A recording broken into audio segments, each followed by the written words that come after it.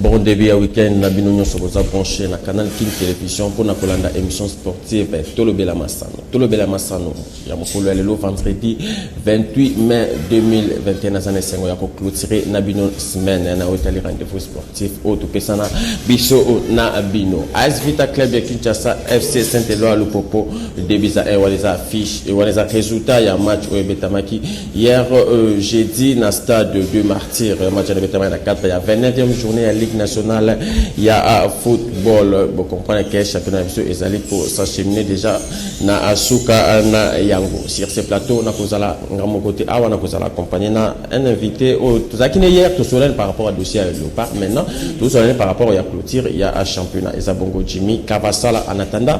Bande de biso avec club auto Bengaki Bakoma A, tu qui bazana fait bazala pour se faire la lobby déjà pour totaliser et 70 points. Voilà, tout Congola notre émission na Basango. Il y a tente urbaine, il y a football, il y a Kinshasa, Efkin, Lipopo, Lukunga, Malebo, Kilimani avec notre frère Oazokota pour apercevoir vraiment bah résultat na wetelibongo ba tente de que ba tente ming sila kasba zakobeta ba match de barrage na ba il y a pas mal de barrages à monter dans attente provinciale de football à Kinshasa et qui n'a mukuse Cédric Mbote nayo Jojo Mutombo Mbote na bino pe bandeko batali. Voilà, tu dis que ba match ba barrage et ça complètement to commis na niveau est-ce que ba côté ba manche à l'époque ba manche retour pour ba manche aller de GP match. Merci. Poursuite, il y a deuxième tour qualificatif ezali Kokoba pour na compte il y a ba équipe Oyo Esengeli et na attente provinciale de football de Kinshasa la saison prochaine 2021-2022 et si Betama Mokolo il y a jeudi 27 mai 2021 na Oyo Etali classement pe ba résultat et Sukaki Boye na terrain Ujana Elengela Kibongo deux rencontres lokola Ndanu City ye akaboli bongo score nil et vierge il y a 0-0 Liboso il y a Seforbel nde esali que deux équipes et kende na batir obi to simba ete Ndanu a beti bongo sur 5 tours a beti 1 tour 4 tours ratés na bimoko na o etali Seforbel ye ache debi na 2 tours ratés score final et suki bongo DN et Sali Serfobel Azala qualifié pour le troisième tour. RC Bumbu Ye à Longi Liboso ya RC Broteur na score étriqué il y a 1-0 to simba été RC Bumbu Ye à clôtura Kibongo 38e journée na ye na deuxième place na attente ya Malebo na 84 points. RC Broteur Ye à clôtura Kibongo 38e journée na ye na attente ya Plateau na 90 points. Totika terrain ya Ujana Toki Mambangu na terrain ya PNC et pas wapi ba rencontre Lenge Makipe Mibale rencontre Liboso ezala Kibongo Saint-Étienne ye alongi Liboso a fait Bosali na score ya 3-0 to simba ete Saint-Étienne ye azala Kibongo équipe ezala ki relégué na attente provinciale de ville de Kinshasa ye azabongo qualifié pour la premier tour.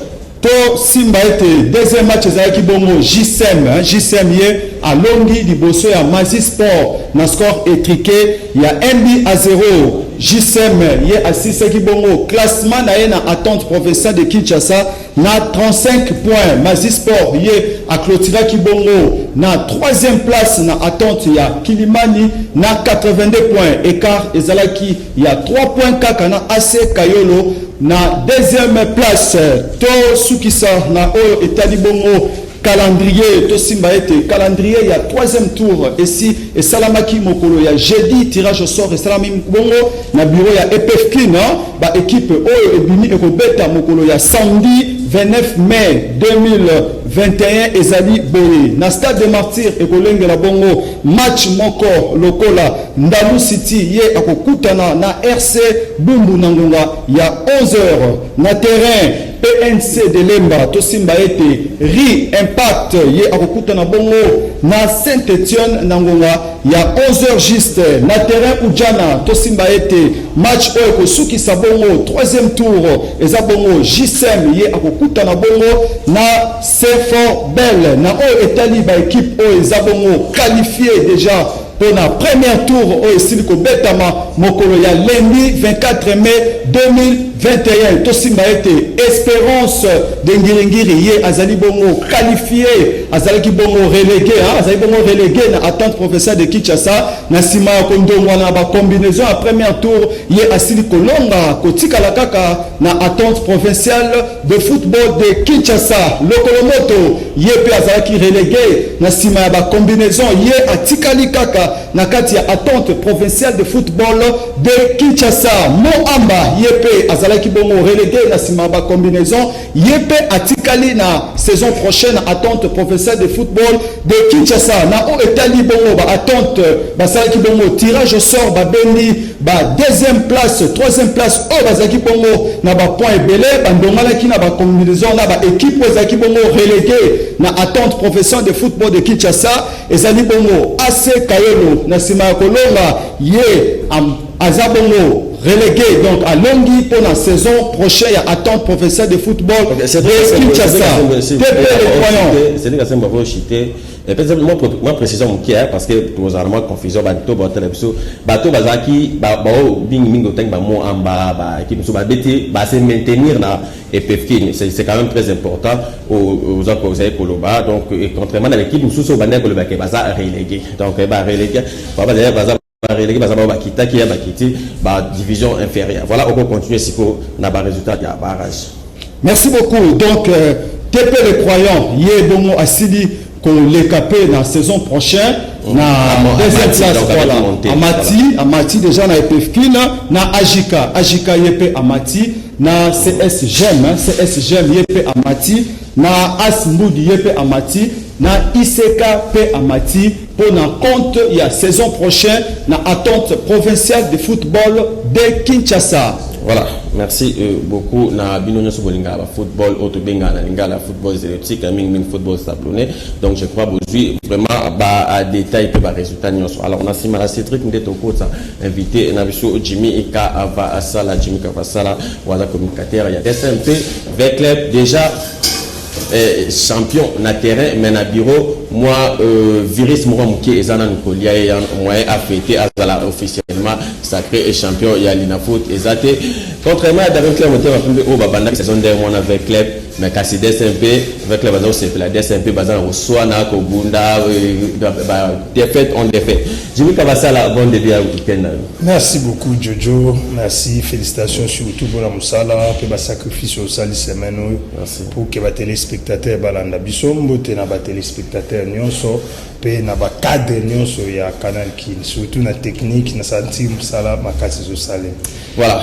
Merci Jimmy et Kavasa. Tout pendant na basango il y a libanda il y a Afrique qu'on a connu ces minutes match de super coupe il y a CAF où ils allaient entre vainqueurs il y a Champions League africaine édition 2019-2020 ils bon Al Ali na vainqueur il y a coupe il y a confédération il y a CAF ils bon Renaissance Berkane il y a Maroc match on est prévu lelo vendredi na stade Jassim Ben Ahmad il a niveau il y a Doha na Qatar ils à 16h temps universel vous comprenez que Al Ali pour l'instant la saison 2020-2021 ça déjà la demi-finale Renaissance il Azaki malheureusement éliminé dans la phase des groupes mais est-ce qu'on a des barrages final finale il y a super coupe parce que depuis pandémie à Covid il frappe pas vraiment Afrique match wana et beta magité raison pour laquelle beta malelo vendredi na un niveau il y a Doha wana voilà wana zaki bon basango to lengela pena na ming pona akaf na o etali bon FIFA et sengeli ba que FIFA a publié qui déjà traditionnel classement des nations où c'est que RDC s'est retrouvé na 12e position donc na 12e place voilà donc mais premier Ezabongo Sénégal Aza premier et puis deuxième Ezab Tunisie troisième Ezali Bongo Nigeria quatrième Ezali Algérie cinquième Eza Maroc RDC Aza na 12e place na Koloba voilà donc na niveau il y a monde RDC Aza na 61e place Totiki et FIFA Poto Beta Masolo il y a fédération congolaise de football qui est jury disciplinaire il y a CAP déjà et Randa qui verdict Nango et Regeta qui appelle il y a Regeta qui donc requête il y a fédération congolaise de football na dossier il y a joueur Galon Kanga Kassi fédération à la lutte Atikité, Yépe a interjeté appel. Donc, sur l'émission, tu as fait le téléphone. Jimmy Kavassala, tu as déjà affaire loin de se terminer. C'est ça notre souci. Moi, personnellement, ce n'est plus l'aspect sportif qui m'intéresse trop dans le moment où c'est l'aspect diplomatique qui m'intéresse. Parce que les documents que la RDC a présentés au CAF a rejeté si facilement, ce sont des documents de notre souveraineté. Donc, donc au-delà de l'appel, j'interpelle le président de la République, le premier ministre ainsi que le président de la Chambre basse, la Chambre haute, bataille dans nos situations. Si au travers d'incidents où des mesures autres peuvent être prises pour nous ramener à l'obtention d'acte de naissance, de passeport, d'enregistrement de joueurs par voie électronique, ça serait une bonne chose. Voilà. Je te rappelle que FECOFA a interjecté à appel ou conformément à l'article il y a 54 et puis 55 il y a code disciplinaire de la CAF. Donc, message information officielle fédération congolaise de football à Tchaki na site na donc tourisme la dossier vraiment dans la mission mususu ezali ko ya le temps tous informer tous sur moi détail pour fédération ceux qui na CAF sur son interjeté appel ou alongité azako se préparer pour akende ko saisir TAS c'est un tribunal arbitral au sport. Donc faut l'émission na ba image na ya ministre ya sport Serge Konde Wazaki na série audience ayambaki na cabinet na ya Musala député national Elia Matadi Deo Kosu oyo ayaki basola pona na wetali bongo réhabilitation ya stade Lumumba na niveau ya ba Congo kuna donc Congo central et puis avec Jean-Charles Okoto Lolakombe Wazape moko ya ba administrateur de SMP kuna basola par rapport ya évolution ya football congolais puis football congolais, voilà, sport congolais en général, puis football congolais en particulier, Tolanda. Préoccupé par le manque d'infrastructures sportives dans le Congo central, notamment l'arrêt des travaux du stade Lumumba, l'élu de Matadi, le député national Deonkusu en a fait part au ministre des Sports et Loisirs, Serge Konde, qu'il a reçu en audience ce jeudi dans son cabinet de travail. Surtout, nous avons évoqué, en ce qui nous concerne, la construction du stade de Matadi. Je suis député national. Je pense que ce stade a droit au financement venant du niveau national. Fort de son expérience dans le milieu sportif, de son côté, l'élu PPRD Lodja, Jean-Charles Okoto, était porteur d'un double message au ministre des Sports et Loisirs. Certains conseils m'ont chargé de pouvoir prodiguer ces conseils auprès de nos ministres. Et en même temps de féliciter, tout en ne pas oublier aussi le président de la République qui a répondu à notre vœu, la révolution que nous avons faite. C'était juste pour que nous puissions aider le chef de l'État, contrairement aux autres qui disaient qu'ils seront derrière le chef de l'État, mais nous disons, nous serons avec le chef de l'État. Néanmoins, pour la deuxième raison, ma petite expérience au niveau des sports, nous avons décidé également de partager avec lui. Parce que cette petite expérience, vous savez, le ministère que gère le ministre aujourd'hui, c'est un ministère clé. Et c'est un ministère qui gère l'opinion. Aussitôt revenu du Sénégal, le président de la FENACOJU est venu s'acquitter d'un devoir, celui de faire rapport au ministre des Sports et Loisirs de ce qu'a été la participation de la RDC au championnat d'Afrique des judo à Dakar. On est venu seulement pour lui dire ce qui s'est passé. Nous avons une médaille, une deuxième médaille d'or avec le même athlète, et qu'elle est qualifiée pour les JO. Avec cette médaille d'or, la judokate de la République démocratique du Congo est restée sur une bonne dynamique, celle d'offrir à la RDC une médaille olympique. Jimmy Kavassala déjà avec club sur la bonne voie quand même avec club déjà ce qui va nous donner un dossier où ils ont niveau ya table et de fonction de club sera sacré équipe championne il y a l'INAFOOT. Normalement, mais je ne veux pas Beli Mazembe. C'est ça le problème. Mais ceux qui n'ont sur le terrain, c'est bon. Malgré parce que tu vas na terrain, il faut que tu sois na terrain. Oui, mais le football, les sports régis par les textes. Et bandara na terrain, te bandara na ba mibeko na simande terrain. Ceux qui mibeko ano biaisé ango aussi porter ba conséquences nango. Bisogno stopper ba prix nango, Mazemba paya, Vita paya, Renaissance coup d'en parlons pardon. C'est notre souci que le meilleur gagne. De toute façon, décision se rejoint pour la biso torbete la décorana maboko et surtout ceux qui ont la dame Mama Bestina première saison premier titre et motiver et encourager ça la souplesse. Voilà, et par rapport il y a dossier à jouer ça au matuta là to rappeler bien que dossier résultat à match avec club Don Bosco et ça jusque là c'est pas ce qui fait que avec club Azan à 70 points de manière officieuse. Mais de manière officieuse, ça va dégager la foot. Azaka on a 67 points. Le goal a résulté suspendu autant à 70 il y a pas 67 points. Mazaka a 63 points avec quelques matchs en retard. Jimmy Kabasala il bengi à l'obi bien. A pas bête joueur na singaki na administration na banga club. Kende auprès de la fédération, Tuna, Balandela, ceux qui jouent en Azabia. Et puis, la fédération répondait, bon, c'était le mois d'avril parce que tout le monde a l'impression que joueur on a Azana double affiliation. La fédération disait qu'on reconnaît l'identité Oyo avec le Basomina qui est dans le club, dans le reste. Mais après avoir probé que ça y est, Don Bosco a saisi l'Inafoot, c'est là qu'il a fait Fekofa, a donc c'est l'Inafoot Mukanda pour nous savoir que Balandela dossier d'un joueur a tout le monde a double affiliation. Tu vois que le amatérisme. Tu vois que le amatérisme. Mais justement, est-ce que je me dis que on est à la base, il y a un conflit, il y a un mauvais déroulement, il y a un championnat congolais, soit il y a mauvaise organisation où ils ont les canards. Parce que tu connais un ming, parce que l'Inafout n'est pas pour l'instant, comme a comme une charge moko boy donc comme l'équation mo bozo baté maintenant à kosani parce que et déjà ebimi na miso batunyo on a rappelé baté ba numéro na biso ngada to fongoli chimi kabasa. Je pense que ndeko Jojo et là que boma dossier moi j'aimerais dire au coach Florent botika aux dossier na blague moni mutu a komela ki a répondre qui vite secrétaire général il a fait Kofa Azak Véclibien ancien conseiller à vite belge citoyen tawa comment qui a on a mutu na ye azaki na idée teke non mais comment il est mort à fin de la commune à se référer na ba recherche sur ça là qui non le Jojo permettre ngana biso to yebani eza Congo buzo bana biso to yebi on ndenge sala quand le secrétaire général a fait Kofa commis on a yoka nezala elingo laksa nyose ko pila ngam na gérer ngam na vendre là si quoi est tombé nini likolo ya Belge il y a un président. Ce président-là n'est pas Véclibien.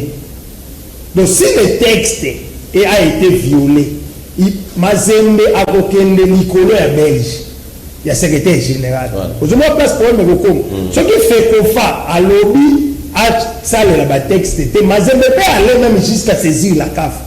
Nous avons banao du camp pour na yebi Mazembe. Joueur wana za Don Bosco même ceux qui Don Bosco mutafundi joueur ada ya Kaefa. Donc il y a Katoumi propre. On l'a mis tweet il y a qui tenait qui kumbana tonga lelo. Non non lobby ni rapide. À Twitter c'est qui a lobby même sur Sombagi monte ya Moibi par la bonne foi. Il y a un autre qui épargner justice à condamner yo étant des recélèbres. Mais au sommet de la bonne foi. Alors débat et le hier je l'ai dit. Vita il faut bas solo là. On a yébi ka ndengele kaka. Bon ben c'est bon bio bas solo li bandi ma po un eko salif eko fa. Pour faire le faire, on a eu vite à bêtiser ça. Na dernier document à reconnaître que les joueurs ont double affiliation. Tant à reconnaître que les joueurs ont double affiliation, l'INAFOOT en Catalogne. C'est-à-dire qu'il faut sanctionner. Voilà. Si vous avez respecté ma texte. Ce que l'INAFOOT a un problème pour diriger à l'INAFOOT, c'est aussi un autre Véclibien. Bosco Moyo. Sacrifier vite par Moyo, c'est ça pour PC charge. Sacrifier vite par le secrétaire général de la belge, c'est ça charge. Alors, bakokende na auto benga la diplomatie mais nazo mona na voie ya diplomatie est-ce que Mazembe ondima tika titre pendant que azui vita na maboko conflit ya Mazembe na vita et banda kala na makambo ba joueur à cause ya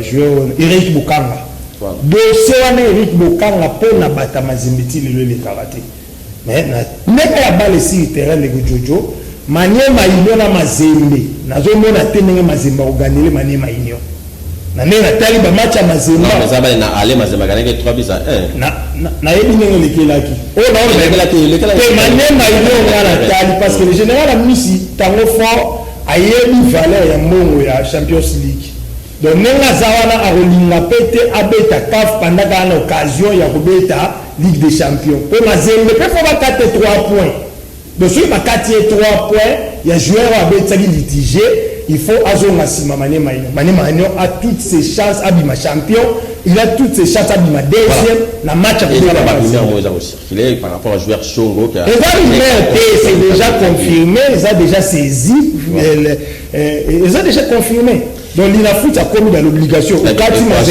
3 points, au cas où il a 9 points. Voilà. Bandeko avec les Baza concentré hier après victoire Nabango. Déjà, on a Bango Baza sacré champion. Yango Baza est au CPLA. Tout en ligne, CPLA qui va ensemble, va jouer à Bassicorté. Et puis, présidente Nabango, Bestine Kazati.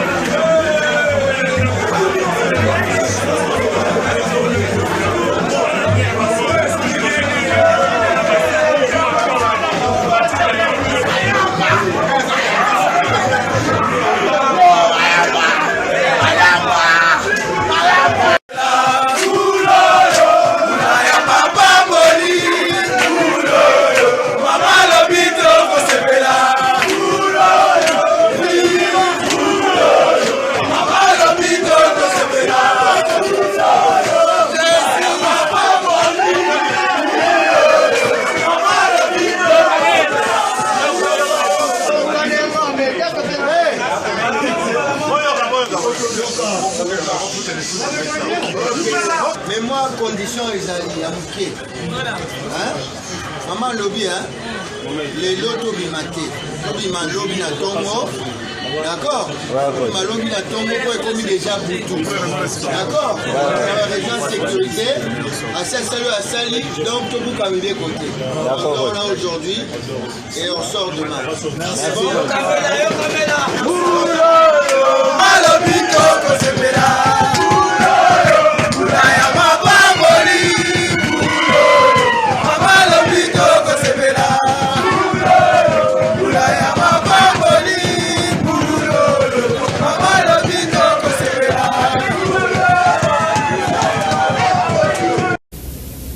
Voilà, on est à ndenge ba fait club bazako c'est là et puis Bestine Kazadia anena liboso avec club et puis ça déjà envoie il y a kozwa Ligue nationale de football contrairement il y a Darin Club Moto Bapembe Jimmy Kavasala yakana ba Ajax sawa OG soki système nini Chimanga na 3 ans oyo to kozwa l'INAFOOT to kozwa coupe de la confédération de Ligue des champions to kokende musika mais DSMP 6e na classement avec 43 points.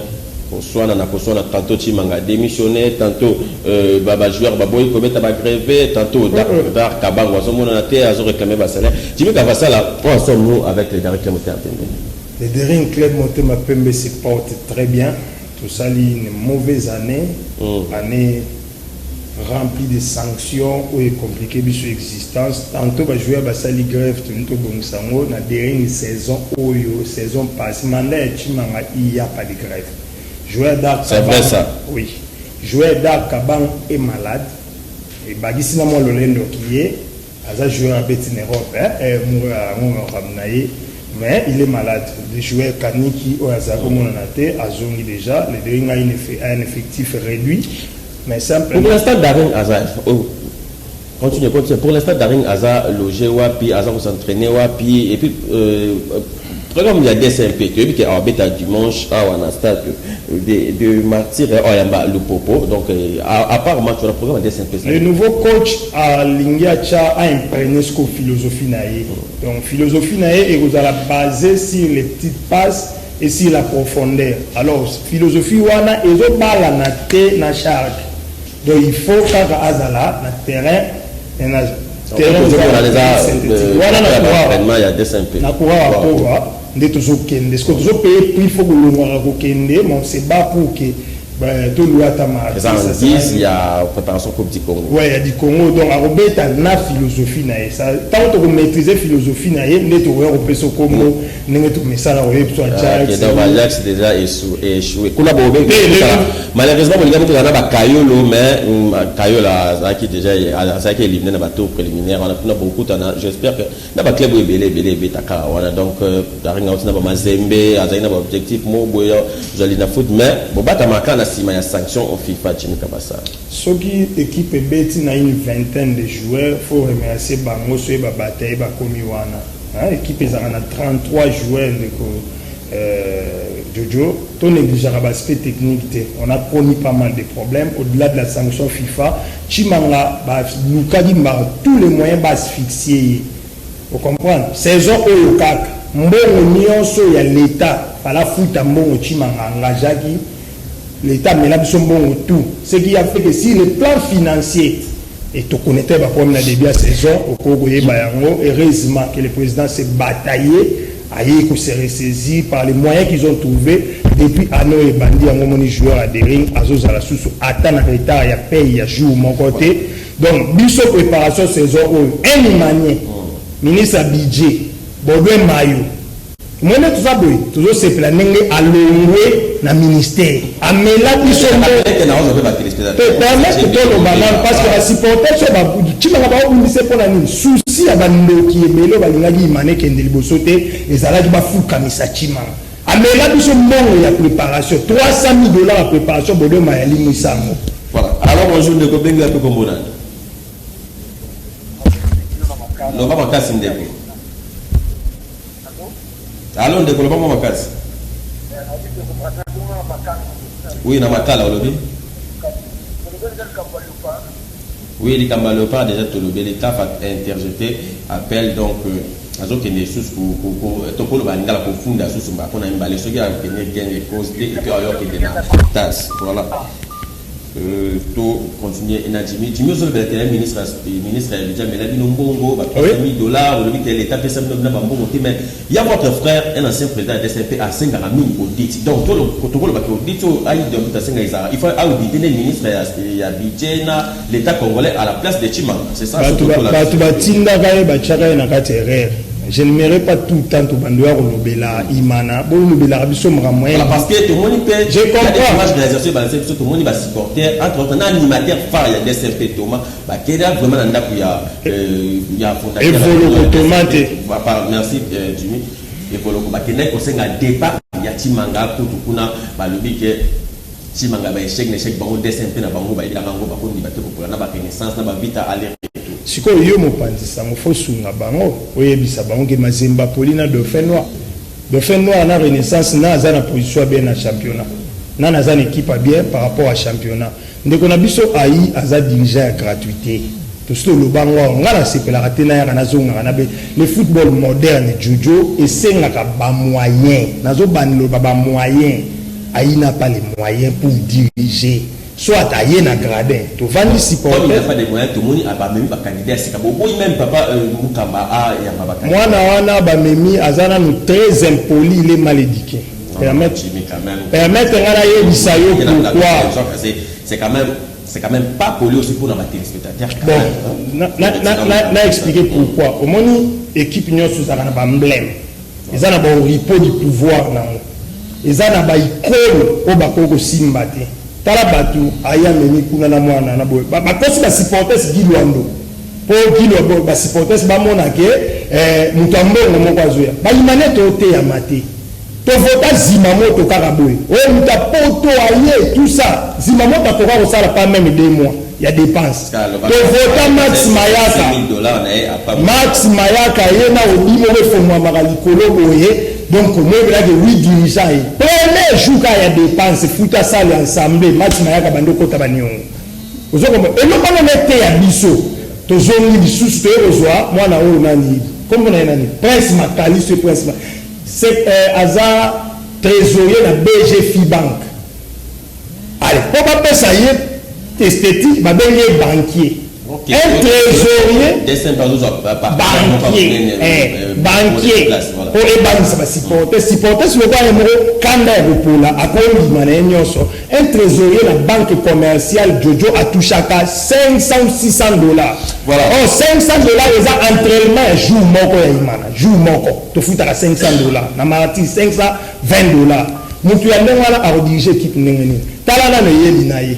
Papa Mukamba peut sur rendez-vous na 10 heures. L'organisation aussi ceux qui beaucoup balancer sur l'image wana oyo ndengeni ba supporter ba kende papa Mukamba. Ndengeni ba supporter c'était ndengeni ni ancien président sectionnaire ya Mosimbayo. Tout le bandengwana, c'est-à-dire un conglomérat, soit il y a ancien mibi, o ba lia ba mbongo ya bakana ba billet, un conglomérat. Na mon secrétaire général ya na biso basket Jonathan. Équipe ya Imanato Pola na forfait première journée à basket pour nani secrétaire général secrétaire wala zo mona Jonathan ba pesa mbonga ke ni ko affilier ba joueur aja mbonga ke na osombela liba costume libala. Voilà, tous on laisse inviter la monsieur Jimmy, je crois qu'il va téléspectateur. Maintenant les cas pour répondre d'abord mais on s'en quand même moi à s'intéresser. Bandeko vite, je pense que vous vous alarmez pour rien. J'ai la sali analyse la dernière lettre à Fekofa. La dernière lettre à Fekofa reconnaît que les joueurs a une double affiliation. Ce qui va reconnaître déjà bon, oui, particulièrement na foot, ça. Moi, il y a un bien clairement. Et comme il y a un foot, problème. Il y a un problème oyo et que c'est résolvé kaka na masolo. Pour ce que ça, si le plan texte, au 4 vite à point, à 4 mazembe, 3 points de manière union a toutes les chances. Abima premier mais ce qui va solo na bango et que le très bien na bande ko ya lobby supporter ça imana s'il vous plaît na bolanda na 2 minutes to tika na bien masolo ba ya robete la bino o kalonji o tambwe o na a dirigeant ka sambo na pesa ka titre ezala ka série wana le football n'était pas moderne yemoni azara ko simba $30 Gladys Bokessa tia beti balwana azoraka 30 $. Il y a sponsor au Azaka Serona à l'époque. So tout ça les agi ba $50. Mais le no so ko teli dark ka ba $30 na $50 alimo équipe Koufi. Ozolanda. Équipe bale ya lelo football moderne lelo et commencer na salaire et commencer na prix et commencer na ba conditions no so za la réunie. Au moins, gardien, tout le monde équipe va foutre avec $4 000 par mois. Na imananda kuka ba joueur étranger balala. Écoutera $20 000 par mois. Voilà, le salaire effectif. T'es pas le salaire, t'es na loyer, ndaku. O ba joueur ba connaît, ba obona, banani balalaka. Ba appartement mona ba balalaka na ba wileri na bani. $20 000 so sangisi ya bango nyonso. Siko joie joueur mususu 4 000, mususu 2 500, mususu 1 500, 100 par mois. Président Fobimisa, c'est dans les 100 et quelques $1000. Entraînement un jour moko écoutera $500.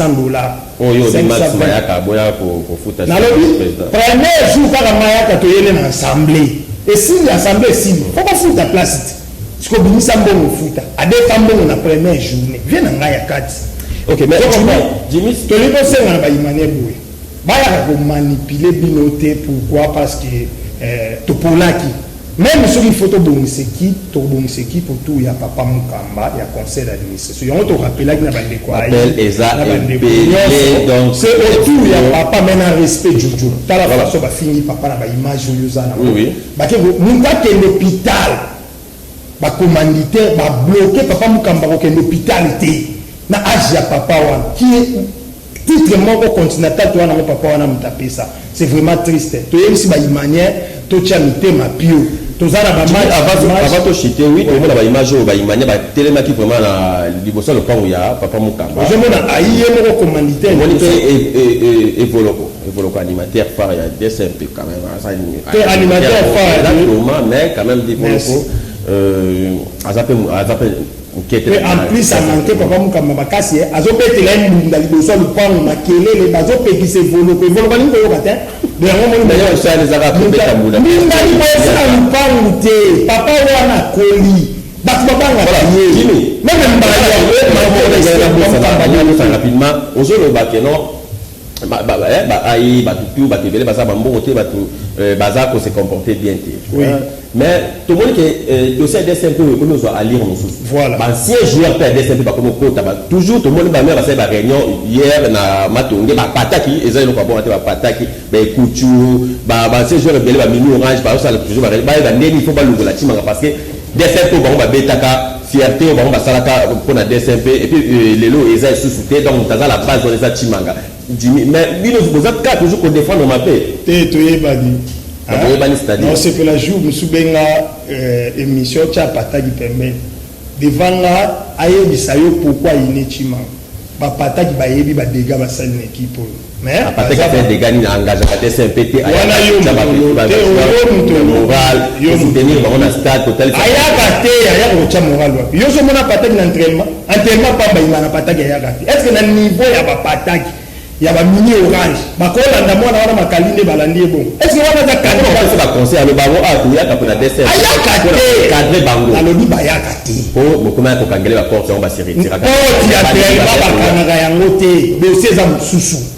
Vous comprenez? Est-ce que tout le monde a moyen sur la TV? Tant que l'ancien joueur qui avait la DSMP, Mimi Orange, ma Monique, oui, ma Mimi Orange. Mimi Orange, mais photo de Babatouana, nous avons inséré problème dans Mboka.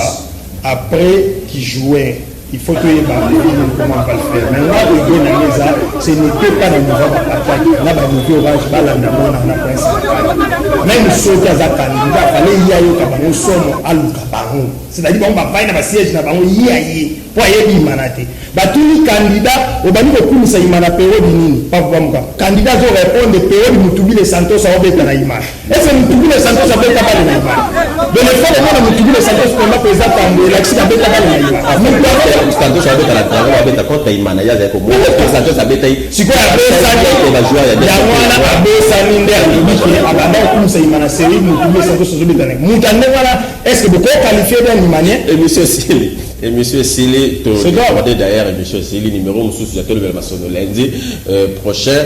On va retrouver Bino lundi prochain. Mais dimanche, l'ère des sports, nous allons tout simplement parce que ma confrère, ma collègue, n'a des services au bois, mais ça pour présenter une émission que le lundi.